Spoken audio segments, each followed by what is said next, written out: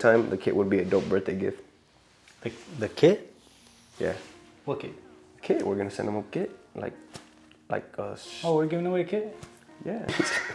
All right, so before we start this tutorial, my brother's gonna go ahead and mention the winners to the giveaway that he talked about last week on his tutorial. Yeah, so one of the winners was Angel. His Instagram is at SirAnge1. Shout out to Angel. Well, that's probably Sir Angel. He wrote one as supposed to be an L, but yeah. I'm gonna reach out via Instagram. Creative. Yeah, that is creative.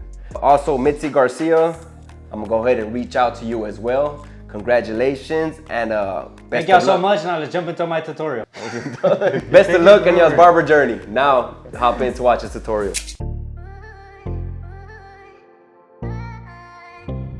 What's going on, Faded Culture? My name is Adrian and Barron and we're back with yet another tutorial. Today we got my buddy Felix on the chair and we're gonna be running down the steps on how to do a number 4 with a bald mid fade.